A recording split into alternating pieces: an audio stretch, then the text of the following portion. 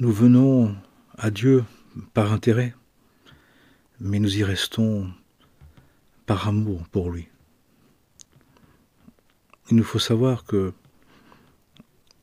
quand on en a envie d'une vie religieuse, d'une vie spirituelle, même à travers la quête de sens, la quête de vérité, il y a des intérêts, des attentes, des envies, des intérêts personnels, des envies personnelles, des attentes.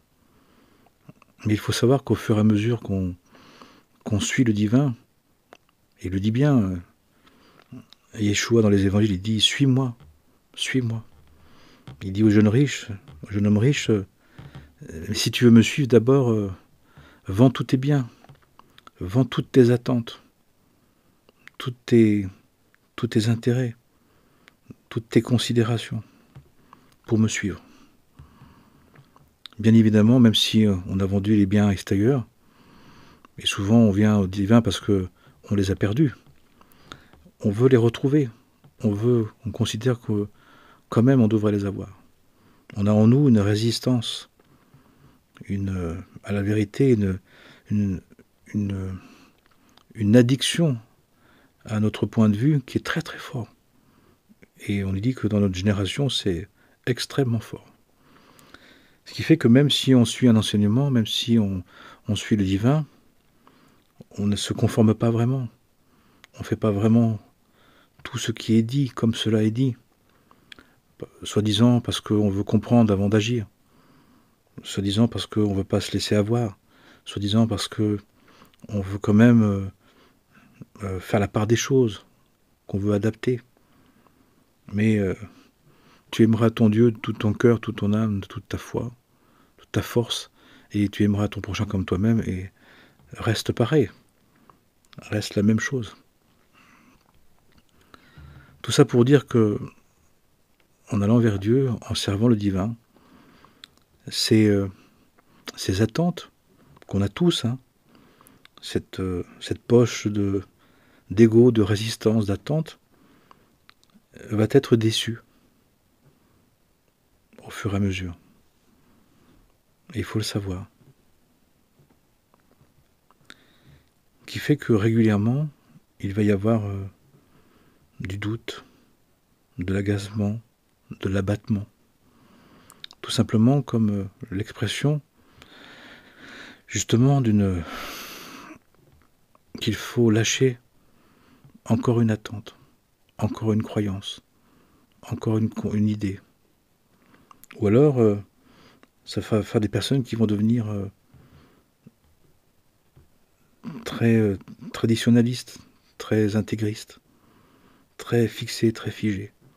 Que leur vouloir va les rendre durs, va les rendre intransigeants, excessifs, indélicats. Ça va manquer de compassion, de sagesse, de paix, de douceur, d'équanimité, de bienveillance. On va vouloir imposer aux autres qu'on n'arrive pas vraiment à s'imposer, mais qu'on se force, qu'on s'oblige. Mais au fond, qui nous afflige parce que on n'a pas quitté une certaine idée des choses, une certaine compréhension. D'ailleurs, on voit bien les apôtres, les compagnons, ils ne comprennent pas, ils ne savent pas trop quoi en penser. Pourtant, ils sont proches, pourtant, ils sont là tous les jours. Mais ils sont dépités, ils sont désorientés pour autant. Ça montre à quel point de suivre le divin, d'être dans cette quête divine, ça nous met dans une situation inconfortable, bouleversante, agaçante, parce que ça ne fait pas ce qu'on voudrait. Ça ne fait pas ce qu'on a déterminé, ce qu'on a décidé que ça devrait faire. Et pendant longtemps sur le chemin, on accroche et on accroche. On accroche avec ses idées, on accroche avec ses conceptions, son vouloir. Et alors que tout le travail, c'est un travail justement de purification des passions, d'élagage des attentes, de se défaire, de se délier d'un vouloir, d'un pouvoir, d'une toute-puissance qui est là, qui est bien cachée, qui est bien réelle, qui a des strates inconscientes, qui a des profondeurs, qui est enracinée en profondeur en notre être. Et à chaque visitation de l'Esprit Saint, à chaque mouvement de souffle de l'Esprit, il y a une mise en évidence que nous avons encore une fois à quitter, à perdre, à lâcher, à renoncer. C'est difficile, parce qu'on croit bien sûr à chaque fois qu'on a fait énormément, qu'on a fait suffisamment, que maintenant on a compris, qu'on ne nous y reprendra pas, et maintenant on accepte vraiment. Mais c'est faux. Mais on peut y croire, on peut être très sincère à ce moment-là. Mais ensuite, avec le temps, la sincérité n'empêche pas d'être réaliste, d'être vigilant, d'être raisonnable. Dire, là j'ai quitté encore ça, mais bon, ça fait 20 fois que je pense que c'est fini, que c'est suffisant. Et on nous dit que sur le chemin de sanctification, de sainteté, eh bien, il nous faut perdre à chaque degré une part d'illusion. Il y a une désillusion qui est nécessaire et qui à chaque fois va mettre en évidence une résistance, un doute, un refus, un mécontentement, une paresse, une insupportation. Puisqu'on doit naître d'en haut, on doit naître d'en haut, ni du sang, ni de la chair, ni de volonté d'homme, mais de Dieu lui-même. Donc on doit naître à une dimension de l'être qui n'est pas dans nos cordes, qui n'est pas concevable à vrai dire, qui nous amène dans des terrains, dans des lieux, dans des espaces intérieurs, dans des espaces de conscience qui nous dépassent et qui nous révèlent à nous-mêmes des dimensions cachées, mais aussi des attachements cachés, des attachements secrets, finalement, à des principes, à des idées personnelles, à des croyances, qu'on appelle des idolâtries. Et finalement, au fur et à mesure, on nous demande tellement de nous détacher, de renoncer, humblement et modestement, pour quitter l'humiliation, quitter le sentiment d'injustice, l'impression que le monde n'est pas dirigé, ce qui est totalement faux.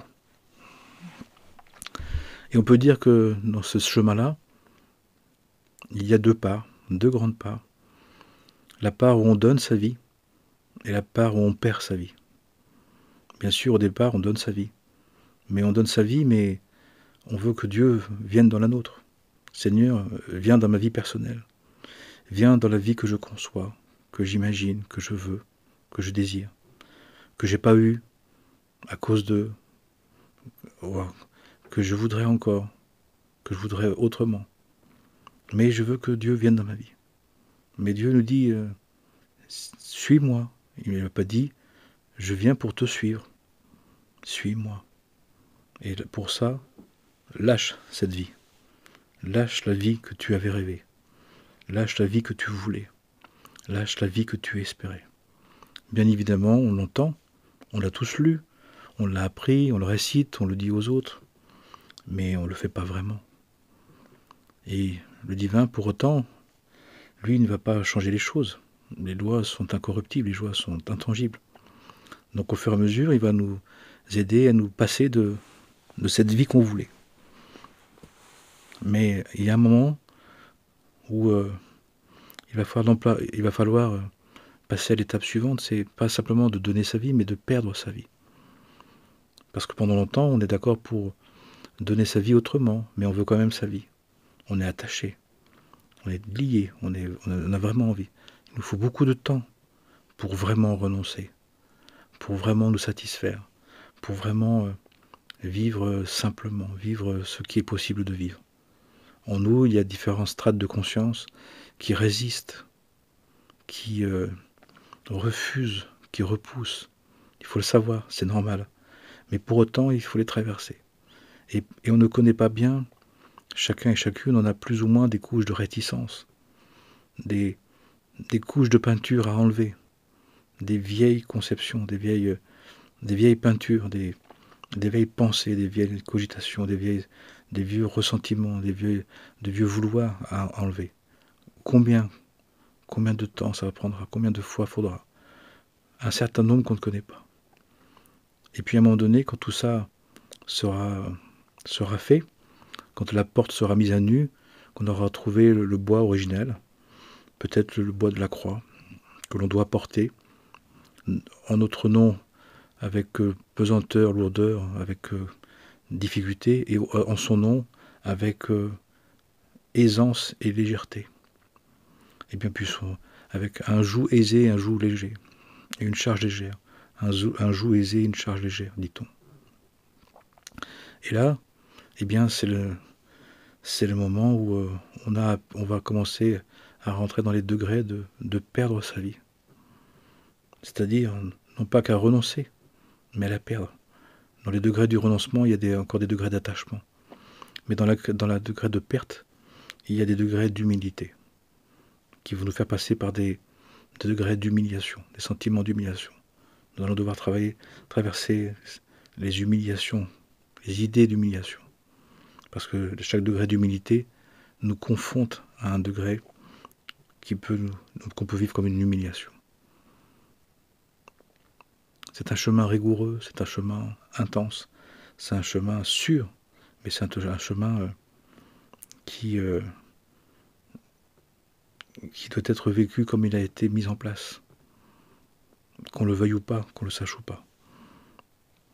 Alors certains s'y sont préparés, certains non. Et là on nous dit que la plupart des êtres viennent sur ce chemin de manière incongrue, de manière étonnante, de manière involontaire. Parce que ils doivent y revenir, ils doivent l'accomplir, et que on n'a plus le temps d'être préparé. On n'a plus le temps de passer par toutes les étapes qu'on passait auparavant. Et on est mis au degré du chemin, au degré, à l'étape que l'on doit reprendre, que l'on doit retrouver et accomplir, pour l'accomplir. C'est pour ça que maintenant l'initiation est en temps réel, que les personnes sont mises sur des étapes du chemin de croix, du chemin vers la résurrection, vers la ressuscitation en esprit et en vérité, de manière directe, sans filet, sans prévention. Bien sûr, parce que il y a un acquis, il y a déjà un parcours déjà réalisé qui se poursuit, qui se retrouve pour l'accomplir. Avec ces deux aspects, de donner sa vie et de perdre sa vie. Mais une fois qu'on a compris que la vie qu'on voulait, elle est limitée, ou elle est illusoire, ou elle est passagère, elle est éphémère, elle est temporaire, on peut après perdre sa vie. Perdre sa vie, c'est celui qui perd sa vie à cause de moi. C'est celui qui perd sa vie, mais avec bonheur, avec joie, qui se désencombre de lui-même ou d'elle-même.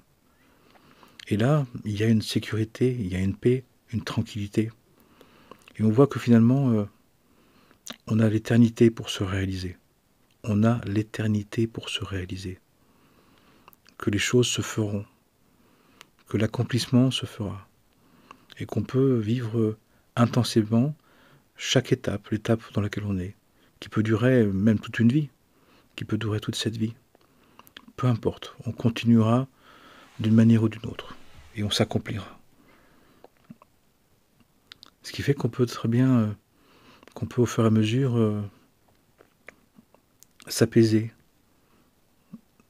de prendre le temps de prendre soin, puisqu'on a l'éternité, de faire les choses, de bien faire les choses, mais de bien relationner, de prendre soin, d'être précautionneux, d'être attentif, d'être non pas dans l'instant présent, mais d'être présent à la présence de Dieu, d'être conscient de la présence de Dieu, là où on est. Et étonnamment, les grands êtres réalisés, les grands saints et saints hommes et saintes femmes, n'ont plus que ça. De perdre sa vie correspondrait à ça. De consacrer son temps à être dans la présence divine. Et à ce moment-là, les êtres témoignent qu'ils voient, ils se rendent compte que le divin agit vraiment. Il n'a pas fait que nous créer, mais il est présent, discrètement, mais il agit. Il agit dans chaque être, dans chaque situation, dans chaque relation. Et là, ces êtres sont capables de vivre cette présence qui fait que leur agir est une forme de non-agir, une forme d'agir sans agitation, sans cogitation, sans tension. Ils font ce qu'ils font, ce qu'ils ont à faire, et en même temps, il y a une confiance absolue que le résultat est garanti, même s'il ne se voit pas, même si pour l'instant il ne se passe rien, même s'il se passe même le contraire de ce qui devrait se passer, même s'il y a un temps de régression, même s'il y a un temps de refus, même s'il y a un temps d'inacceptation, un temps de contradiction. Même dans l'opposé de ce qui est attendu, il voit l'œuvre divine. Et ça, c'est absolument extraordinaire et génial et fabuleux, de mon point de vue. Parce que ça veut dire qu'ils vivent tout en Dieu. Ils n'ont plus l'écran de leur ego, de leur mentalité du monde qui est dualisée, qui séparait. Au contraire, ils sont capables de voir des opposés complémentaires, des duos-unités, là où les autres voient des dualités. De voir une complétude, de voir que dans le labyrinthe, de la vie, même si la personne apparemment va à l'opposé, elle est toujours dans le labyrinthe et qu'elle va y revenir. Et on voit parfois dans certains labyrinthes que dans le cheminement, les personnes ont l'impression qu'on s'écarte du centre, qu'on s'écarte de la sortie. Puis finalement on y revient quand même. Et là on peut être tranquille, on peut être apaisé, pour soi et pour les autres et pour le monde. Et ça fait venir aussi une chose incroyable, nous dit-on, dans les enseignements, ce que disent les enseignements des pères, des mères, béni soit-il, béni soit-elle, des saints hommes et saintes femmes, des lois et des prophètes, des témoignages, des traits vivants. C'est que ça fait venir la miséricorde et la compassion divine. Le constat conscient de la présence de Dieu en tout et pour tout, d'un être qui a complètement perdu sa vie pour ça, qui se consacre à ça, comme avoir trouvé la perle de grand prix, comme il est dit dans les évangiles. Eh bien, la belle caractéristique, et les êtres réalisés en témoignent, c'est que ça fait venir un supplément de miséricorde et de compassion divine. Le divin n'a plus besoin de nous rappeler par des épreuves, par des saisissements, par des foudroiements, par des catastrophes, pour nous ramener, pour nous empêcher non pas de nous égarer, mais de nous perdre, pour nous ramener. Il n'y a plus besoin, puisqu'on est là. Mais là, à ce moment-là, on goûte la présence divine dans son immensité de compassion, dans son éternité de miséricorde, dans son absolu de bienveillance bénissante, aimante et compatissante. Quelle grâce, quelle merveille, quand on y pense.